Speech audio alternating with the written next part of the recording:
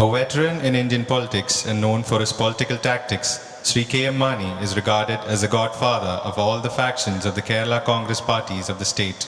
He holds the distinction of being the longest-serving minister in the government of Kerala. We are honored to invite our Honorable Minister of Finance, Sri K.M. Mani, to address the audience.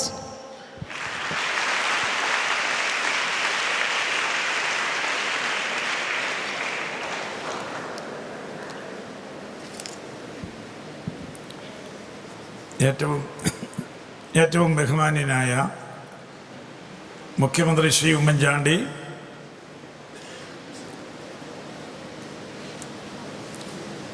His Excellency Bishop Ma Polly Kannukadan, His Excellency Bishop Ma James Panayatil, Monsignor Sebastian Malayikal, Sri P.P. Dhanabalan MP, Sri B.D. Devasi MLA, Advocate Thomas Uniyalan MLA, Sri T.N. Pradhaman MLA, Vicar General Monsignor Dr. Jose Idimban, Srimati Mini Dasan, പ്രിയമുള്ളവരെ, ബഹുമാനപ്പെട്ട അധ്യാപകരെ, വാത്സല്യനിധികളായ വിദ്യാർത്ഥിനികളെ, എല്ലാവർക്കും എൻ്റെ വിനീതമായ കൂപ്പുകൈ. സഹൃദയ engineering college and technology ദശവത്സര ആഘോഷ പരിപാടികൾ സംബന്ധിക്കുവാൻ കഴിഞ്ഞതിൽ എനിക്ക് അത്യധികമായ സന്തോഷം. രണ്ട് പ്രത്യേകതകൾ ഇന്ന് ഈ സമ്മേളനത്തെ സംബന്ധിച്ചിടത്തോളമുണ്ട്. മുഖ്യമന്ത്രിയെയും എന്നെയും സംബന്ധിച്ചിടത്തോളമുള്ള ഏറ്റവും പ്രധാനപ്പെട്ട ഒരു കാര്യം, ഈ വർഷത്തിൻ്റെ അവസാനം ഞങ്ങൾ പര്യവസാനിപ്പിക്കുന്നത് ഈ സഹൃദയ എഞ്ചിനീയറിംഗ് കോളേജ് ടെക്നോളജിയിലെ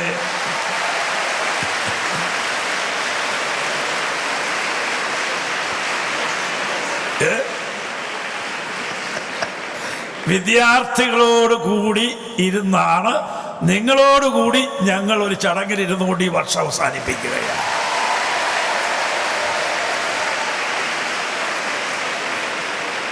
പുതുവർഷത്തെ ഞങ്ങൾ വരവേൽക്കുന്നത് നിങ്ങളോടുകൂടി ഇരുന്നു കൊണ്ട് ഞങ്ങൾ വരവേൽക്കുന്നു എന്നുള്ളത് വലിയ കാര്യം.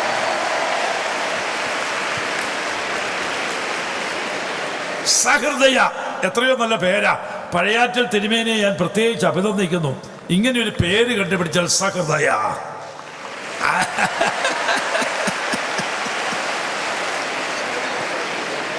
ആരോഗ്യമുള്ള മനസ്സ്, ശരീരത്തിൽ ആരോഗ്യമുള്ള മനസ്സ്. പ്ലേറ്റോ പറഞ്ഞിരുന്നത്, വിദ്യാഭ്യാസത്തെ സംബന്ധിച്ച് പറഞ്ഞിരുന്നത്, വിദ്യാഭ്യാസം ശരീരത്തിന് സൗന്ദര്യവും മനസ്സിന് പൂർണ്ണതയും നൽകും എന്നാണ്. നല്ല മനസ്സ്, നല്ലൊരു ശരീരത്തിൽ നല്ലൊരു മനസ്സ് രൂപം കൊടുക്കുവാനാണ് വിദ്യാഭ്യാസം എന്ന് പറയുന്നത്. അപ്പോൾ ആ നിലയ്ക്ക് വരുമ്പോൾ സഹൃദയ കോളേജ് എന്ന് പറയുമ്പോൾ എത്ര വലിയൊരു ആശയം അതിന് പിന്നിലുണ്ട് എന്ന് ഞാൻ ഓർക്കുകയാണ്. അതിന് രൂപം നൽകിയ പഴയാറ്റൽ തിരുമേനിയും ഇന്ന് ഈ രൂപതയ്ക്കും ഈ സ്ഥാപനത്തിനുമെല്ലാം നേതൃത്വം കൊടുക്കുന്ന കന്നാറ്റിൽ പോളി തിരുമേനിയും എത്രമാത്രം വലിയ സേവനമാണ് അനുഷ്ഠിക്കുന്നത് എന്ന് ഞാൻ ഓർക്കുകയാണ്. ഇരുവർക്കും നിങ്ങളെല്ലാവരുടെയും പേരിൽ ഞാൻ അഭിനന്ദനങ്ങളുടെ പൂച്ചെണ്ടുകൾ സമർപ്പിക്കുകയാണ്. ഇന്ന് ഈ കോളേജ് കേരളത്തിലെ പ്രമുഖമായ കോളേജുകളിൽ ഒന്നായി ഇന്ന് തീർന്നിട്ടുണ്ട്. എത്രയോ നല്ലൊരു കോളേജാണ് എന്ന് ഞാൻ ഓർക്കുകയാണ്. എന്നിൽ അർപ്പിതമായിരിക്കുന്ന ചുമതല സ്റ്റാഫ് ക്വാർട്ടേഴ്സിൻ്റെ ഉദ്ഘാടനമാണ്.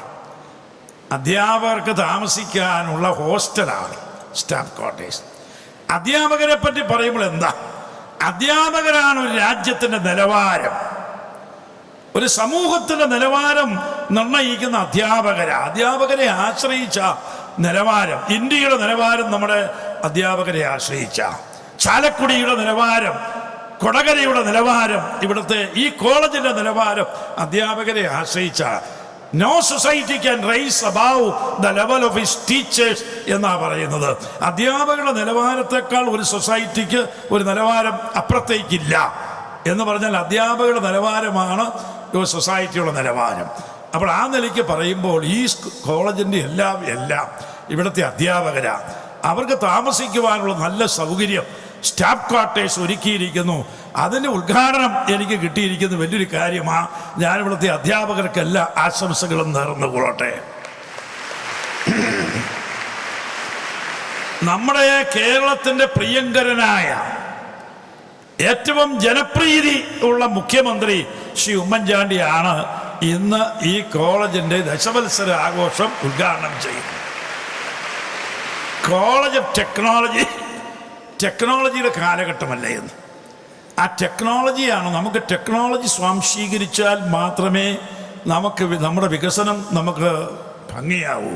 ഒരു പുതിയ കേരളം വാർത്തെടുക്കാൻ നമ്മൾ ആഗ്രഹിക്കുന്നു, പുതിയ ഇന്ത്യ വാർത്തെടുക്കാൻ നമ്മൾ ആഗ്രഹിക്കുന്നു. ആ ഇന്ന് ടെക്നോളജിയുടെ ഒരു കാലഘട്ടത്തിൽ ടെക്നോളജി അബ്സോർബ് ചെയ്തുകൊണ്ട് നമുക്ക് ഇന്നോവേഷൻസ് നടത്താൻ കഴിയൂ. അതുകൊണ്ട് നമുക്കിന്ന് ആവശ്യമായിട്ടുള്ളത് കാലഘട്ടത്തിൻ്റെ ആവശ്യം അതാ. നമുക്കറിയാം, ശിലായുഗത്തിൽ നിന്ന് യന്ത്രയുഗത്തിലേക്കും, യന്ത്രയുഗത്തിൽ നിന്നും വൈദ്യുതി യുഗത്തിലേക്കും, വൈദ്യുതി യുഗത്തിൽ നിന്നും കമ്പ്യൂട്ടർ യുഗത്തിലേക്കും, ഇപ്പം ഇൻ്റർനെറ്റ് യുഗത്തിലേക്കും മനുഷ്യൻ കടന്നു വന്നിരിക്കുന്ന മുഴുവൻ ശാസ്ത്ര സാങ്കേതിക വിദ്യകളുടെ അതിൻ്റെ ഫലമായിട്ട്, ആ വിജ്ഞാനത്തിൻ്റെ ഫലമായിട്ടാണ് ലോകം മുഴുവൻ പുരോഗമിച്ചിട്ടുള്ളത്. അതിൻ്റെ അടിസ്ഥാനത്തിലാണ് ആദ്യത്തെ ടെക്നോളജി എന്ന് പറയുന്നത് വനാന്തരങ്ങളിൽ താമസിച്ചു കൊണ്ടിരുന്ന മനുഷ്യൻ കൃഷി ചെയ്യാൻ പഠിച്ചതാണ് ആദ്യത്തെ വലിയ ടെക്നോളജി എന്ന് പറയുന്നത്. അടുത്തതായിട്ട് വരുന്നത് ആവി എഞ്ചിൻ കണ്ടുപിടിച്ചപ്പോൾ ഉണ്ടാകുന്ന ഇൻഡസ്ട്രിയൽ റവല്യൂഷൻ്റെ കാലഘട്ടത്തിലുണ്ടായ ടെക്നോളജികളാണ്. അത് കഴിഞ്ഞപ്പോൾ സൂപ്പർ ഇൻഡസ്ട്രിയലിസത്തിൻ്റെ കാലഘട്ടമാണ്, ഇൻ്റർനെറ്റിൻ്റെ കാലഘട്ടമാണ്. എത്രയോ വലിയ ടെക്നോളജികളാണ്. ഈ കോളേജിൽ നല്ല ചില വിഷയങ്ങൾ പഠിപ്പിക്കുന്നു. ഈ കോളേജിൽ കമ്പ്യൂട്ടർ ടെക്നോളജി, ഇന്ന് കമ്പ്യൂട്ടറാണല്ലോ ഒരു ഗ്ലോബൽ വില്ലേജായി ലോകത്തെ മുഴുവൻ മാറ്റിയിട്ടുണ്ടെങ്കിൽ കമ്പ്യൂട്ടർ ടെക്നോളജി കൊണ്ടാണ്. ഈ കോളേജിൽ ബയോടെക്നോളജി, ഇന്ന് ബയോടെക്നോളജി കൊണ്ടേ നമുക്ക് ഈ കേരളത്തിൻ്റെ വികസനം, ഇന്ത്യയുടെ വികസനം, ഞാൻ ഭാവി വികസനം കാണുന്നത് കാർഷിക മേഖലയിൽ നിന്നുള്ളൊരു വികസനമാണ് നമുക്ക് ആവശ്യമായിട്ടുള്ളത്. നമുക്ക് ആവശ്യം ഇൻക്ലൂസീവ് ഗ്രോത്ത് ഒക്കെ എല്ലാവരും പറയുന്നുണ്ട്. ആ ഇൻക്ലൂസീവ് ഗ്രോത്ത് ഒക്കെ ഉണ്ടാകണമെങ്കിൽ 70% ആളുകൾ നിവസിക്കുന്ന കാർഷിക മേഖലയിൽ ഗ്രാമീണ സമ്പദ് വ്യവസ്ഥ വികസിച്ചു എങ്കിൽ മാത്രമേ ഒക്കുകയുള്ളൂ. ഗ്രാമീണ സമ്പദ് വ്യവസ്ഥ നമുക്ക് ബലപ്പെടണമെങ്കിൽ എന്ത് വേണം? നമ്മുടെ പഴയ രീതിയിലുള്ള കൃഷികൾ പോരാ. നമുക്ക് ആ കൃഷി മോഡേണൈസ് ചെയ്യണം, ആധുനികവൽക്കരിക്കണം, പുതിയ തൊഴിലുണ്ടാകണം, പുതിയ തൊഴിൽ വരുമാനം ഉണ്ടാകണം. ആ കൃഷി വാല്യൂ അഡീഷൻ നമുക്ക് വേണം, ഡൈവേഴ്സിഫിക്കേഷൻ വേണം. ആ കാർഷിക മേഖലയിൽ മുഴുവൻ നൂതനങ്ങളായിട്ടുള്ള സംരംഭങ്ങൾ, വാല്യൂ അഡീഷന് വേണ്ടിയുള്ള സംരംഭങ്ങൾ ഉണ്ടാകണം. പുതിയ പുതിയ ടെക്നോളജി അങ്ങോട്ട് അബ്സോർബ് ചെയ്യണം. ടെക്നോളജി അബ്സോർബ് ചെയ്ത് പ്രൊഡക്ടിവിറ്റി വർദ്ധിപ്പിക്കണം. പ്രൊഡക്ടിവിറ്റി വർദ്ധിപ്പിച്ചാലേ cost of production കുറയൂ.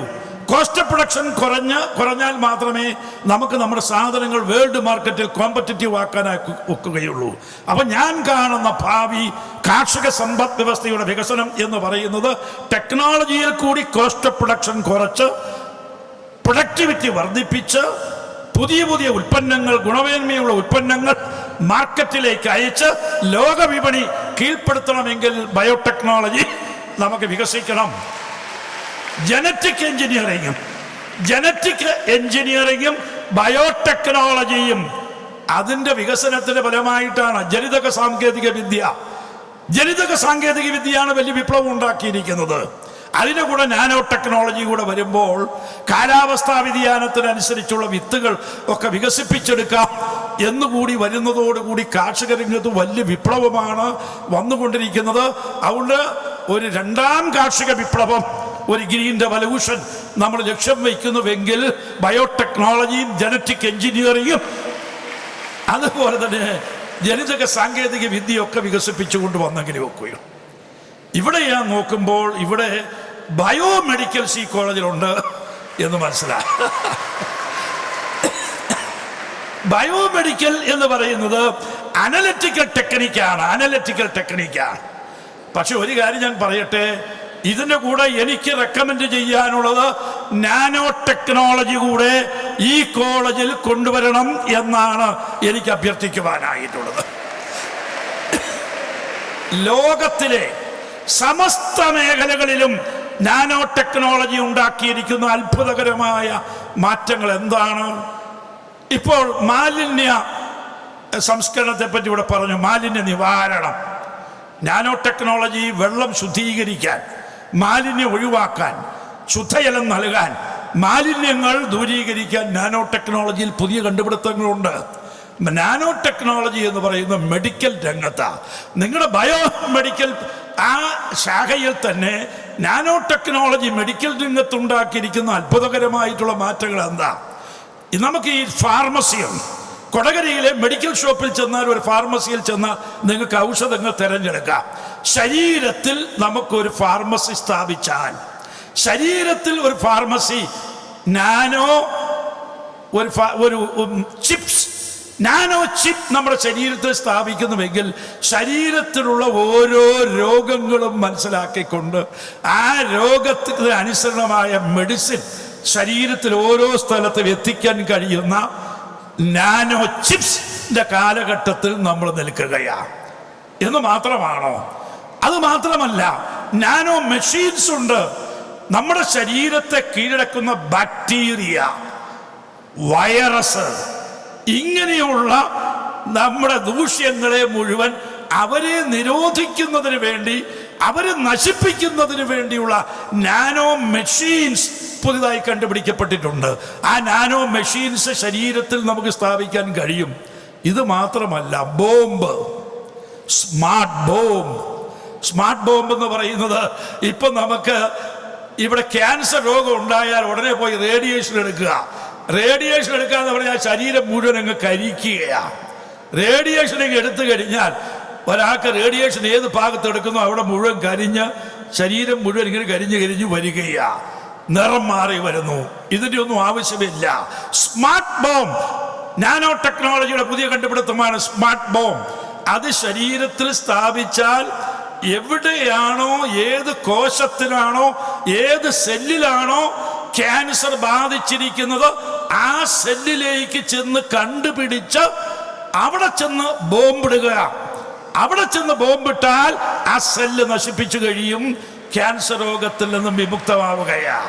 Smart bomb ഇതൊക്കെ നാനോ ടെക്നോളജിയുടേതാണ്. ഇൻസുലിൻ ബോക്സ്, ഷുഗർ പേഷ്യൻസിനെ സംബന്ധിച്ച് എന്നും ഇൻസുലിൻ കുത്തിവയ്ക്കണ്ട. ആ ഇൻസുലിൻ ബോക്സ് നമ്മുടെ ശരീരത്തിൽ നിക്ഷേപിച്ചാൽ എപ്പോൾ നമുക്ക് ഇൻസുലിൻ കുറവുണ്ടോ, പൈൻക്രിയാസിൽ നിന്ന് ഇൻസുലിൻ ഉൽപ്പാദിപ്പിക്കാൻ ഉള്ള ശേഷി എപ്പോൾ കുറയുന്നുവോ അപ്പോൾ ഇൻസുലിൻ പമ്പ് ചെയ്യുവാനുള്ള ശേഷി നമ്മുടെ ശരീരത്തിന് കിട്ടുകയാ. ചുരുക്കി പറയട്ടെ, നിങ്ങൾ ബയോ മെഡിസിൻ്റെ കൂടെ നാനോ ടെക്നോളജി കൂടി നിങ്ങളൊരു വിഷയമായി വരുന്നു എന്നുണ്ടെങ്കിൽ അത്യാധുനികമായി നമുക്ക് ഏത് മേഖലകളിലേക്കും നമുക്ക് വിജ്ഞാനം നമുക്ക് കണ്ടെത്താൻ കഴിയും. ഇന്ന് ലോകത്ത് വലിയ മാറ്റങ്ങൾ ഉണ്ടാക്കിക്കൊണ്ടിരിക്കുകയാണ്. ഞാൻ അവസാനിപ്പിക്കുകയാണ്. ടെക്നോളജിയാണ് ഇന്ന് ലോകത്ത് മുഴുവൻ, ഇന്ന് ലോകത്തുണ്ടായിരിക്കുന്ന മാറ്റങ്ങൾ, ലോകത്തുണ്ടാകുന്ന സുഖസൗകര്യങ്ങളെല്ലാം അതിൻ്റെ എല്ലാം നിദാനം ടെക്നോളജിയാണ്.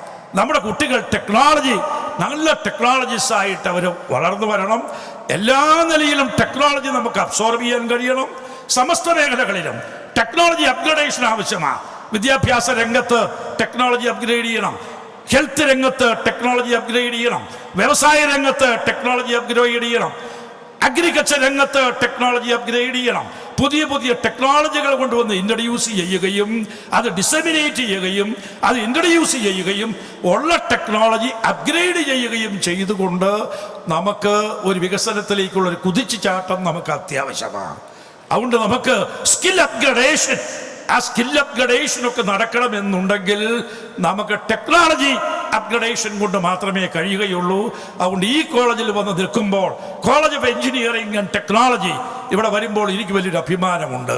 ഇവിടെയൊക്കെ പഠിക്കുന്ന കുട്ടികൾ, നമ്മുടെ ഇവിടെ ഇങ്ങനെയുള്ള എഞ്ചിനീയറിംഗ് കോളേജിലുള്ള കുട്ടികൾ, അവരാണ് വാസ്തവത്തിൽ എഞ്ചിനീയേഴ്സ്. നമ്മുടെ ആർക്കിടെക്ട്സാണ് ഭാവി ഇന്ത്യ, ഭാവി കേരളം, അതിൻ്റെ ആർക്കിടെക്ട്സാണ് ഈ കോളേജിലൊക്കെ പഠിക്കുന്ന നമ്മുടെ എഞ്ചിനീയറിംഗ് സ്റ്റുഡൻസ് എന്ന അഭിമാനത്തോടു കൂടി ഞാൻ പറയട്ടെ, നിങ്ങൾക്ക് ഞാൻ എല്ലാവിധമായ ഭാവുകങ്ങൾ നേരുകയാണ്. എൻ്റെ വാക്കുകൾ ഞാൻ ഉപസംഹരിക്കുകയാണ്. ഇതിനോടൊപ്പം ഒരു കാര്യം ഞാൻ പറയട്ടെ. ഇക്കൊല്ലം ഉമ്മൻചാണ്ടി ഗവൺമെൻറ് നിങ്ങൾക്ക് എല്ലാവർക്കും അറിയാം, കേരളത്തിൽ ഉമ്മൻചാണ്ടിയുടെ പുതിയ ഒരു മോട്ടോ ബഹുദൂരം, അതിവേഗം ബഹുദൂരമാണ്. നമ്മുടെ മുഖ്യമന്ത്രി അതിവേഗത്തിലാണ് നടക്കുന്നത്. നമ്മുടെ മുഖ്യമന്ത്രി ഓരോ ജില്ലയിലും 60,000, 80,000, 1,00,000 പേരുടെ പരാതികൾ കേൾക്കുകയാ. എല്ലാം സ്പീഡിൽ കാര്യങ്ങൾ നടക്കുകയാ. ഒരു വലിയ മാറ്റം വന്നിരിക്കുക. നമ്മുടെ ഈ ഗവൺമെന്റിന്റെ പ്രധാനപ്പെട്ട മറ്റൊരു പരിപാടി ഞാൻ പറയട്ടെ. നമ്മുടെ ഈ ഗവൺമെന്റിന്റെ പരിപാടികൾ ഒന്ന്, പ്രത്യേകിച്ച് സ്റ്റുഡൻസിനോട് നിങ്ങളോട് ഞാൻ പറയട്ടെ, ഈ ഗവൺമെന്റ് ചെയ്തിരിക്കുന്നത് എന്റർപ്രേന്യൂറിയൽ ട്രെയിനിങ് ഈ കൊല്ലം ആരംഭിക്കുകയാണ്. ഞങ്ങൾ ഒരു സ്വയം സംരംഭക മിഷൻ, നമുക്കെല്ലാവരും കേരളത്തിലെ തൊഴിലില്ലായ്മ പരിഹരണത്തെ പറ്റി പറയാറുണ്ട്, തൊഴിലില്ലായ്മ. പക്ഷെ പരിഹരിക്കാൻ നിർദ്ദേശ പരിപാടികളൊന്നും കാഴ്ചവെച്ചിട്ടില്ല ഇതുവരെ. പക്ഷെ ഈ ഗവൺമെന്റ് പുതിയ ഒരു കർമ്മ പരിപാടി കേരളത്തിന് മുമ്പിൽ വയ്ക്കുകയാ. എന്താ? 50,000 എഡ്യൂക്കേറ്റഡ് അൺഎംപ്ലോയിഡ് പേഴ്സൺസിന് എന്റർപ്രേന്യൂറൽ ട്രെയിനിങ് കൊടുക്കാൻ ആരംഭിക്കുകയാണ്. അപേക്ഷാ ഫോറങ്ങൾ പഞ്ചായത്തുകളിൽ കൂടി വാങ്ങുകയാണ്. 7-ാം തീയതിക്ക് മുമ്പ് അപേക്ഷാ ഫോറങ്ങൾ പഞ്ചായത്തുകളിൽ കൂടെ കൊടുക്കാം. 7-ാം തീയതി കഴിഞ്ഞാൽ ഈ അപേക്ഷകരെ മുഴുവൻ വിളിക്കും, ഇന്റർവ്യൂ നടത്തും. അവരുടെ ആപ്റ്റിറ്റ്യൂഡ് അനുസരിച്ച് +2 പാസ്സായിരിക്കണം, 40 വയസ്സ് പ്രായം, വിധവകൾക്കാണെങ്കിൽ 45 വയസ്സ് വരെ ആകാം, 40 വയസ്സ് ശരാശരി പ്രായം, +2 പാസ്സായിരിക്കണം, ആപ്റ്റിറ്റ്യൂഡ് ഉണ്ടായിരിക്കണം, കഴിവുണ്ടായിരിക്കണം, ഒരു തൊഴിൽ സംരംഭത്തിൽ താല്പര്യം ഉണ്ടായിരിക്കണം. ഇന്റർവ്യൂ ചെയ്ത് റിക്രൂട്ട് ചെയ്യും 50,000 പേരെ. അത് ഈ ജാനുവരി, ഫെബ്രുവരി, മാർച്ച് മാസം കൊണ്ട് തീരും. ഫെബ്രുവരി മാസത്തിൽ തീർന്നു കഴിഞ്ഞാൽ ഉടനെ നമ്മൾ ചെയ്യാൻ പോകുന്നത്, ഇങ്ങനെ ട്രെയിനിങ് കിട്ടിയ ആളുകളെ 2, 5, 10, 20 ഇഷ്ടം പോലെ, ഒന്നിലേറെ ആളുകൾ അവരുടെ സഹകരണ സംഘങ്ങൾ, സെൽഫ് ഗ്രൂപ്പുകൾ ഉണ്ടാക്കുകയാ, ഫോം ചെയ്യുകയാ. അങ്ങനെ ഫോം ചെയ്യുന്ന ഓരോ സ്വാശ്രയ സംഘത്തിനും കേരള ഫിനാൻഷ്യൽ കോർപ്പറേഷൻ 20 ലക്ഷം രൂപ പലിശയില്ലാ വായ്പ, interest free loan to all the units അവർക്ക് കൊടുക്കാൻ പോവുക. എന്തിനാ? സംഘം വേണമെന്നില്ല. ഒരു വ്യക്തി ടെക്നോക്രാറ്റ് മുന്നോട്ട് വരുന്നുവെങ്കിൽ പലിശയില്ലാത്ത 10 ലക്ഷം രൂപ കൊടുക്കാൻ തയ്യാറാ. ഒരു വ്യക്തിക്ക് 10 ലക്ഷം രൂപ ടെക്നോക്രാറ്റ് ആണെങ്കിൽ, ഒരു സംഘത്തിന് 20 ലക്ഷം രൂപ പലിശയില്ലാ വായ്പ കൊടുത്തു കഴിഞ്ഞാൽ അയാൾക്ക് ആത്മവിശ്വാസത്തോടുകൂടി ട്രെയിനിങ്ങും അയാൾക്ക് കിട്ടിക്കഴിഞ്ഞു, ഒരു സംരംഭം തുടങ്ങാം.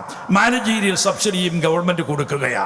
അങ്ങനെ അടുത്ത വർഷം 10,000 micro small enterprises with micro finance, micro എന്ന് പറഞ്ഞാൽ വളരെ ചെറുതല്ല, 20 lakhs rupees ഫിനാൻസ് കൊടുത്തുകൊണ്ട് കേരളത്തിൽ 1 ലക്ഷം ആളുകൾക്ക്, ക്രിയാത്മകമായി പറയട്ടെ, അടുത്ത വർഷം 1 ലക്ഷം ആളുകൾക്ക് എഡ്യൂക്കേറ്റഡ് അൺഎംപ്ലോയിഡ് ആയിട്ട് ആളുകൾക്ക് ജോലി എന്ന് മാത്രമല്ല 10,000 വ്യവസായ യൂണിറ്റുകൾ സംസ്ഥാപിതമാക്കിക്കൊണ്ട് എഡ്യൂക്കേറ്റഡ് അൺഎംപ്ലോയിഡ് ആയിട്ടുള്ള ആളുകൾക്ക് ജോലി കൊടുക്കുന്ന ഒരു പരിപാടി UDF ഗവൺമെന്റ് പ്രഖ്യാപിച്ചിരിക്കുക. നിങ്ങളുടെ എല്ലാവരുടെയും അനുഗ്രഹങ്ങളും സഹകരണങ്ങളും ഇത് വിജയിപ്പിക്കാൻ നിങ്ങളും ഇതിൽ പങ്കുചേരുക. നിങ്ങൾക്കും മ്യൂച്വലി ബെനിഫിഷ്യൽ ഈ പരിപാടി വിജയിക്കട്ടെ. നിങ്ങളെല്ലാവരുടെയും സഹായ സഹകരണങ്ങൾ UDF ഗവൺമെന്റിന്റെ ഈ പരിപാടികൾ വിജയിപ്പിക്കുവാൻ വേണ്ടി ഉണ്ടായിരിക്കും എന്ന് പ്രത്യാശിച്ചുകൊണ്ട് ഈ സ്ഥാപനത്തിന് എല്ലാവിധമായ മംഗളങ്ങളും നേർന്നുകൊണ്ട്